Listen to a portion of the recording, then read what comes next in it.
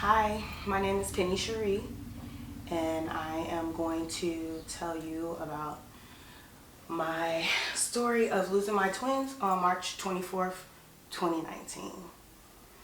So, March 19th, 2019, I went to work. It was just a normal, typical day. I wasn't having any pain or anything. I didn't feel like I was stressed out. Everything, my body felt fine. 20 minutes after I got to work, my water broke. And I didn't know what to do, so I called the nurse hotline, and they told me to immediately come to the hospital. So when I made it to the hospital, they immediately took me up to labor and delivery. When they got me into the labor and delivery room, I was in there for about 2 hours before somebody finally came in to check on me. When they came in to check on me, they started running tests, and the test came back positive for amniotic fluid, but they couldn't tell which baby water broke because I was pregnant with a boy and a girl.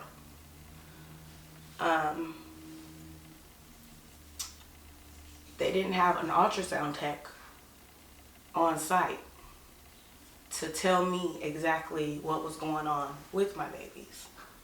So they discharged me, even though I was in labor, and told me to follow up with my primary care doctor, and that's what I did. And so the very next day, I went to go see my doctor. He never looked me over. He went off what the hospital told him. They never checked the babies to see what was going on with the babies. They never checked me to see if I was dilating or anything.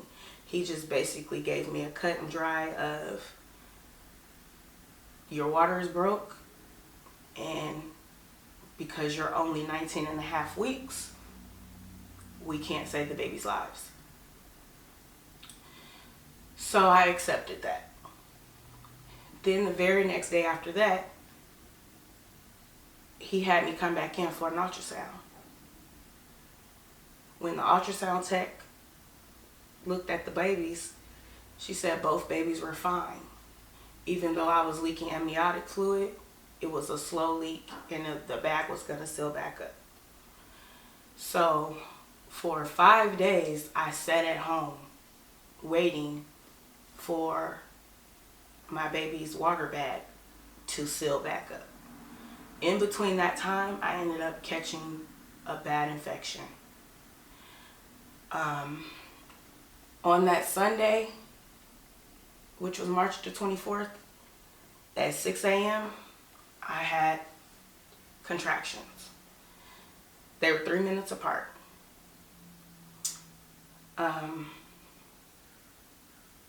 I immediately woke up my mom so that we could hurry up and get to the hospital. As soon as we made it to the hospital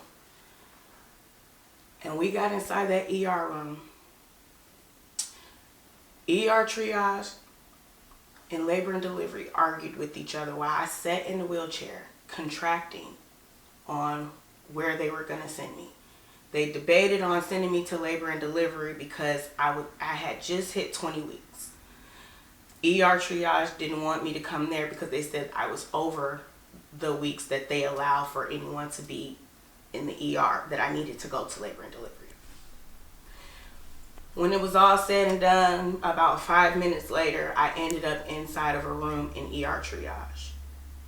As soon as the nurses came in, they gave me a cup and told me to give them a urine sample. So I go to the restroom, and just as I'm getting ready to give them a urine sample, my baby's head is popping through. So at this point, I'm screaming and hollering, and I'm walking back to the room screaming that my baby is coming. Like, I literally had to shut my legs and try to walk back to that room so that my baby wouldn't slip and fall out while I was coming from the bathroom. Just as I made it back into the room, then here comes like 2 doctors and 6 nurses, and they're panicking because they know that they should have sent me to labor and delivery instead of ER triage. And they come in trying to get IVs in me. They're trying to, do all these vital signs on me and stuff. Meanwhile, my baby is slowly coming out. So finally, they come in and they're just like, just get her up to labor and delivery. So they rushed me up to labor and delivery as soon as I got into the room. And I got into another bed. My baby slid out.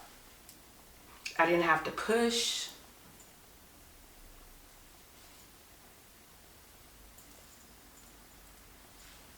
I pretty much didn't have to do anything. My baby just came right out.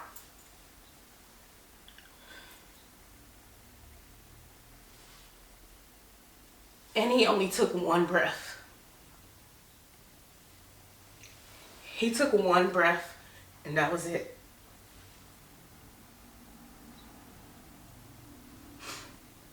After that,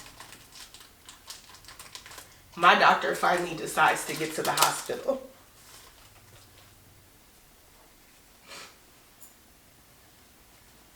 And when he came in, he came in like, okay, I'm sorry for your loss. The next baby's gonna be coming out. Her water wasn't even broke. So at this point, I'm, crying and asking them, please do everything you guys can to make sure that my little girl's water don't break, and so that she doesn't come this early, at least save one of my baby's lives.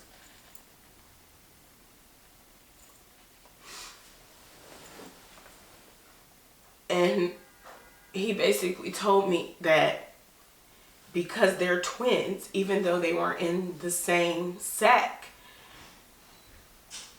that she still wasn't gonna make it either.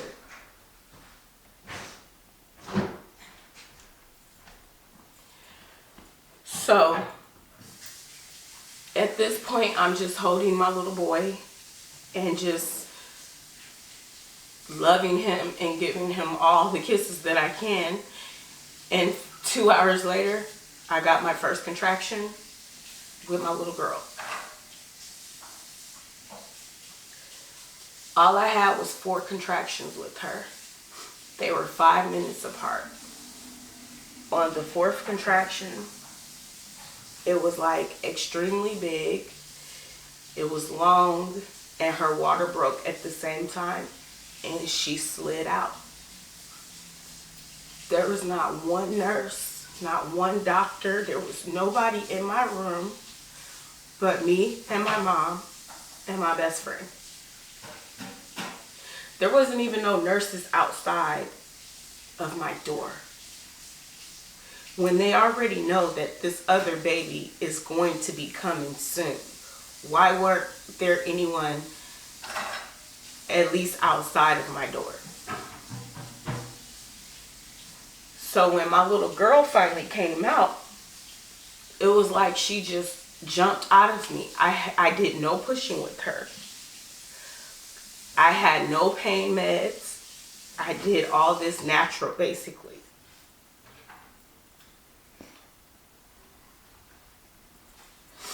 And when she came out, she made a little noise, and her arms and her legs were moving.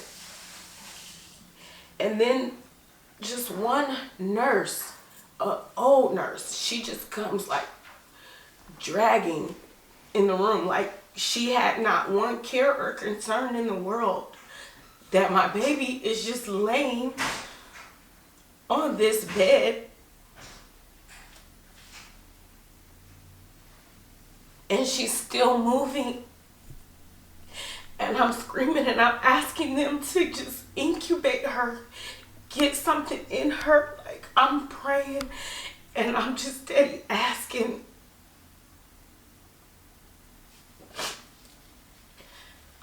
I asked those nurses at least 10 times to incubate my baby. She lived for an hour in my arms. When she died, I was holding her and her brother next to each other on my chest as she's taking her last breath.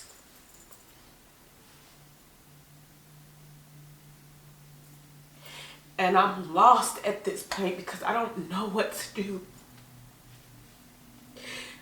Because I know that my little girl could have been saved. At least if my little boy couldn't have been saved, my little girl could have been saved. But they didn't even try to incubate her. They didn't try to do anything. It was just like, I'm sorry for your loss, and that was it.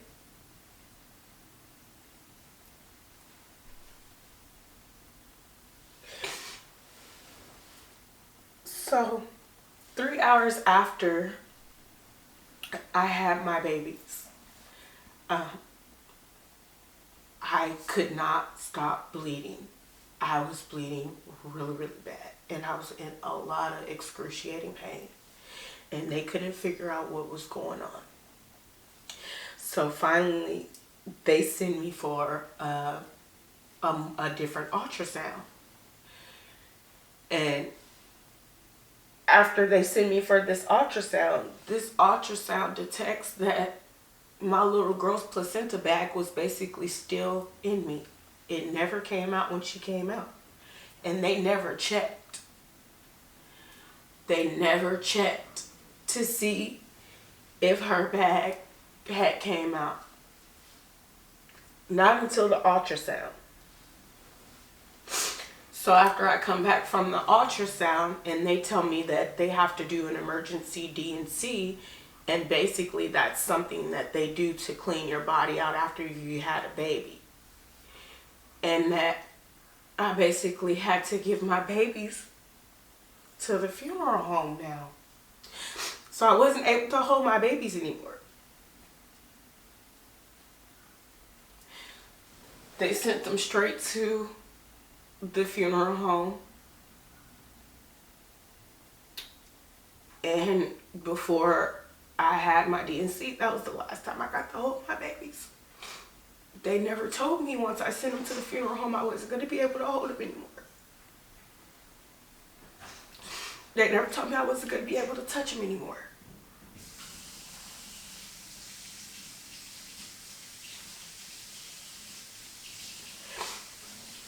So, after I had got out of the surgery, I had this amazing nurse, and I will never forget her. Her name was Nurse Hope. I will never forget her. She came in and she just held me and she just let me cry. And then she talked to me about these babies. It had been 7 nurses prior to her that I had seen all day, and not one of those nurses talked to me. They never tried to console me.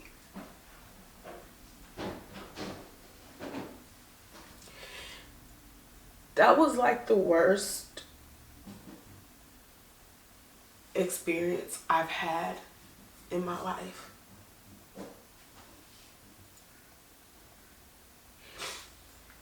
The next day after I got out the hospital, I went to the funeral home to go make arrangements. And they told me that I basically had to make an appointment to make arrangements, which the hospital never told me that. And then they also told me that I couldn't hold my babies anymore. The hospital didn't tell me that I wasn't going to be able to hold them anymore. And then they also told me that I couldn't see both of my babies. I could only see one of my babies because rigor mortis had set in on my babies. And I know that that couldn't have been true because I only held my babies for a couple hours after they were born.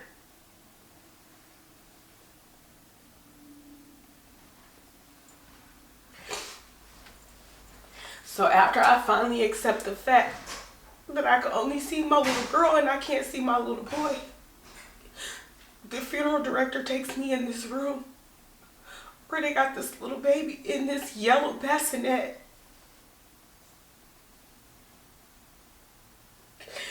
And I walk up and I look at this baby. And this wasn't even my baby.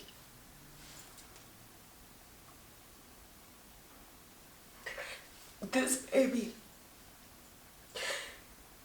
baby had no face.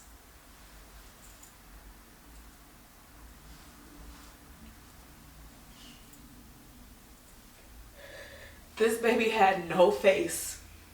No face. And I kept saying, this is not my baby. This is not my baby.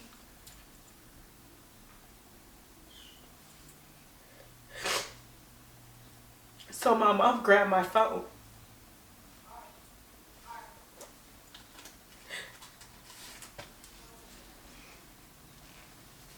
And she showed the funeral director what my babies looked like.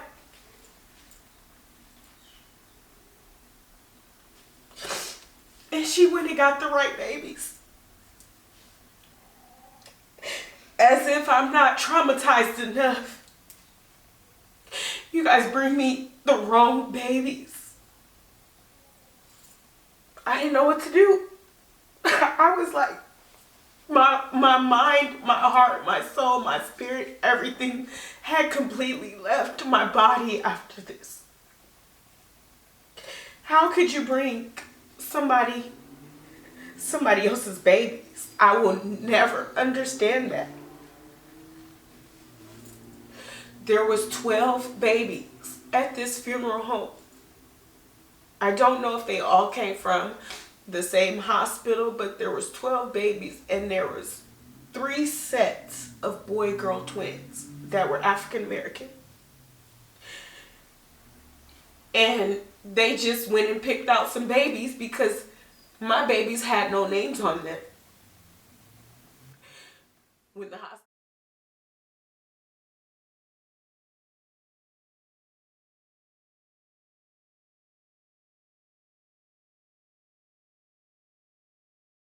home, they did not put my babies' names on them.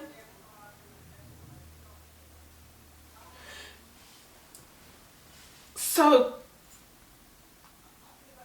the funeral home didn't know which babies to bring me. And they brought me a baby that I couldn't even see the face. And I felt so horrible for that mother because I knew what she was going through. Because I was feeling that pain too of losing my babies.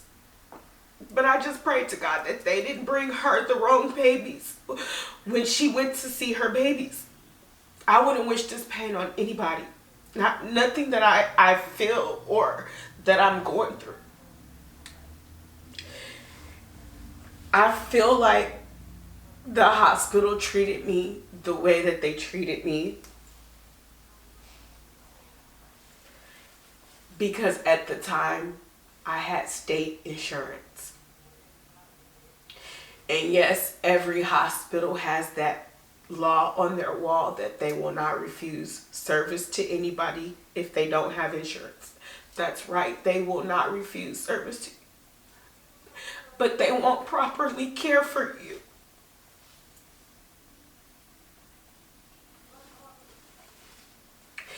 I feel like if I had better insurance, that hospital would have done everything that they could to save both of my babies. I don't understand why my water breaks and the first thing you do is send me home.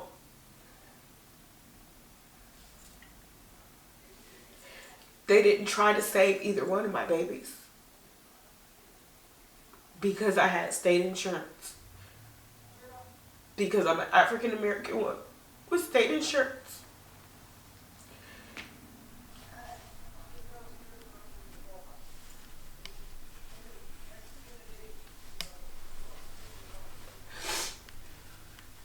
I don't want anyone else, any other woman, especially an African American woman, to experience what I experienced. It's been 6 months since this has happened, and I'm not getting any better by the day. I get up and go about my day just because I don't want anybody to see how depressed I am.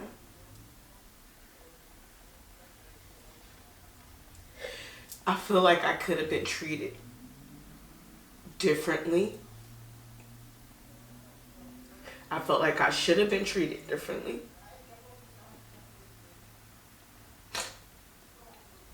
But the way that hospital did me, it just wasn't right. When they sent the death certificates over to the funeral home, they put down that both of my babies were girls. And they just wrote any times that they were born and any time that they died. Which, because that was done, it caused a delay in getting them cremated. All the paperwork had to go back through the state, and the state board had to re-sign it in order for my babies to be cremated. It took a month for me to get my babies back after they passed away. It shouldn't have taken that long.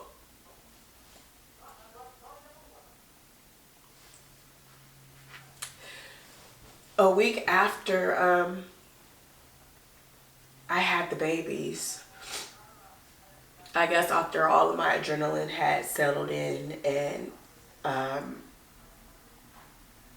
guess once I finally calmed down, I got extremely sick, and I couldn't figure out why. I got sick to the point where I couldn't breathe, and I know this wasn't normal. I knew it wasn't normal.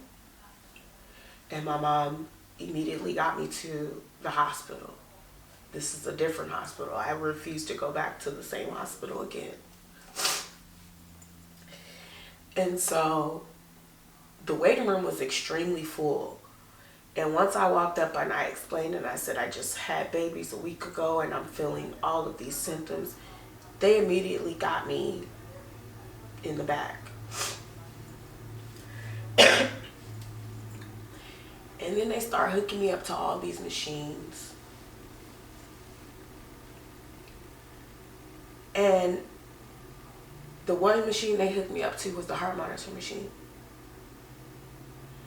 And as soon as they got the first report from the heart monitor machine, they started coming in with all type of tests to run on me.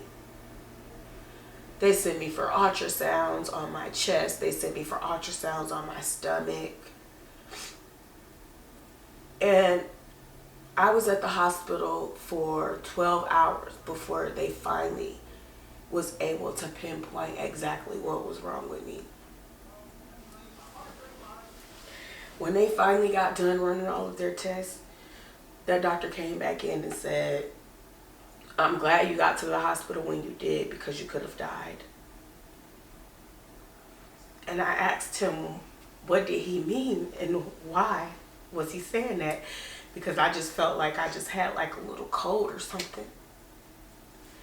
He said, you have no red blood cells. I don't even know how you're surviving right now. He said, possibly after having your babies and bleeding as much as you bled out all your red blood cells. So I'm admitting you. And he said, I have to give you at least 4 pints of blood. Because of that, I have fluid on my heart and my lungs. So when they finally admitted me, I was in ICU. I was in ICU for 6 days. I had an IV on each leg that was giving me pints of blood. I had an IV on each arm that was giving me a drip to drain off the fluid in my heart and my lungs. I couldn't move. I was confined to the bed. I couldn't really have any visitors because they didn't want my heart rate to go up. And all of this was because of what one hospital did. And it could have cost me my life.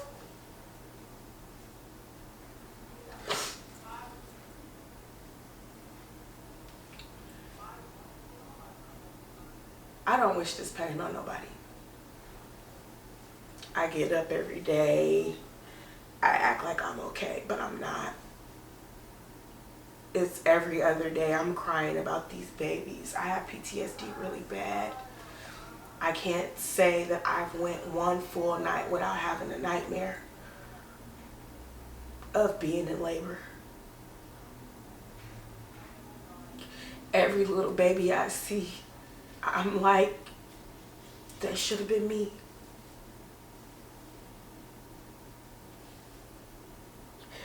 My twins were supposed to be born with 10 other babies that I know right now. One including a great niece that was just born. She was due 2 weeks before they were actually supposed to be due. My due date was July 29th. My babies came March 24th. And that's a day I will never forget.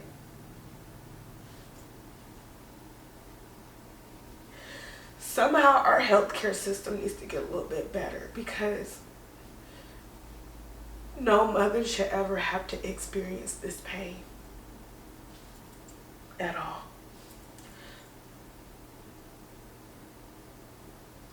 I'm still trying to figure out where to go from here.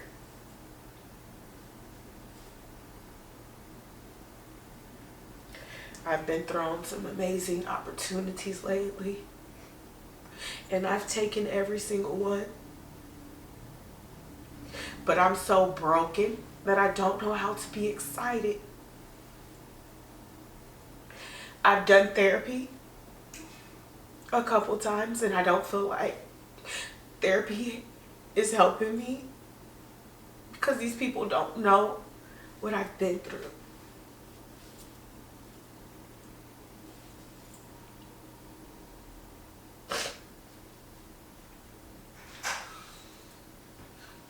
I never want another woman to experience this, ever. Can't sue the hospital because it was lack of evidence.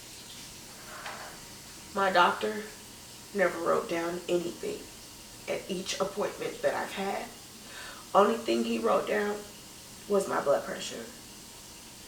My blood pressure was 176 every single time that I went to the doctor.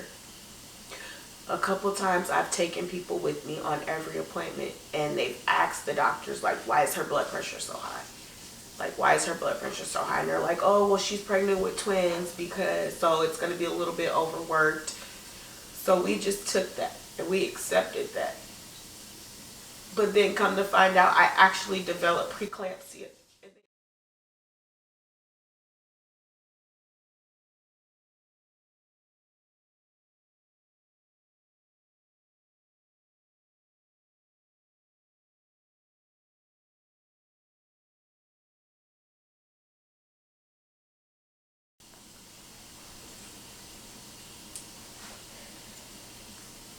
Now all I have left is my 2 babies that are in urns. And I keep them around my neck every day.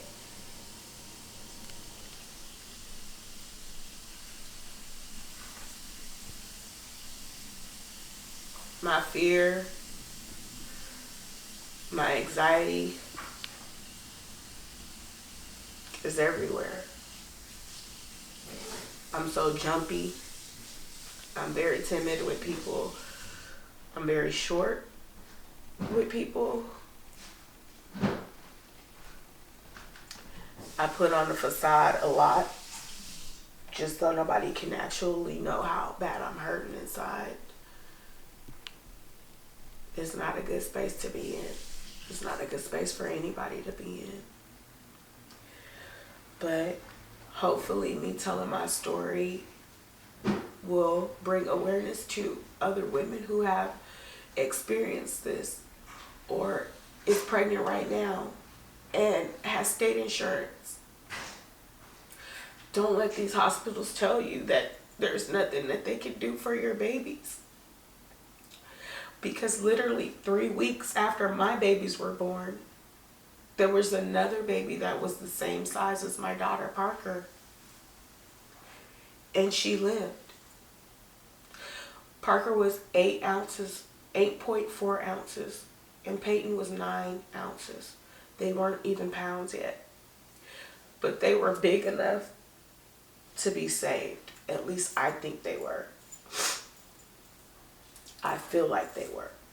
Or at least I feel like the hospital could have done something to try. And they didn't. They did nothing. They did nothing but send my babies over to the funeral home.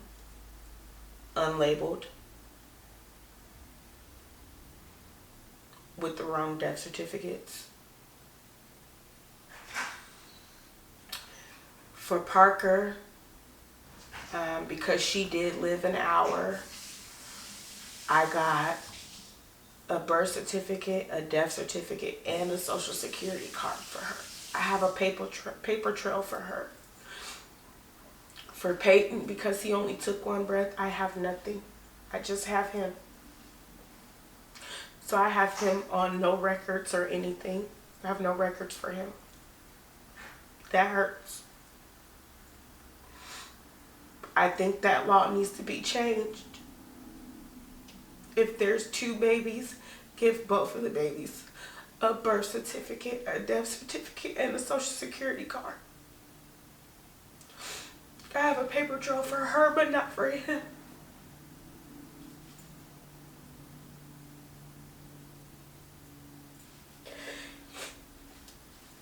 I have to live with this every day. My heart breaks every single second I think about them.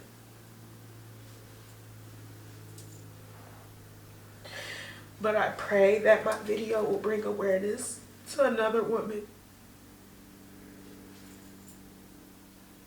And I hope and pray that she never have to experience or feel anything that I'm going through.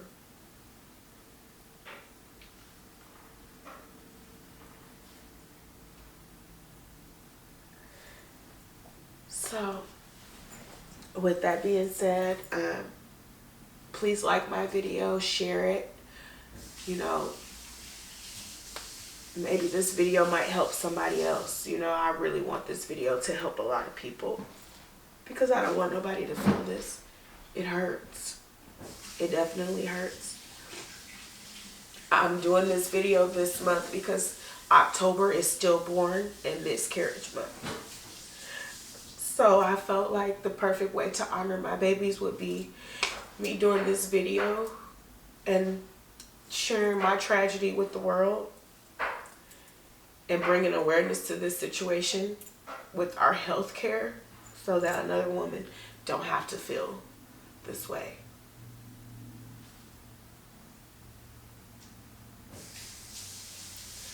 His name was Peyton Legend, and her name was Parker Goddess. Their first names I did P's because my name is Penny, and their middle names I felt like I have a legend and a goddess on my hand. And I still do feel like that. That's my legend and that's my goddess. And even though they're not here with me physically, spiritually, I do feel them. I think about them every second, so I know they're here. I know that at some point I am going to have to stop crying so that I can let their souls rest. But I just want them to always know that I love them. I love those little babies. I kiss them as much as I can while they were in my arms. So, thank you for listening to my story. And I hope this helps somebody. Thank you.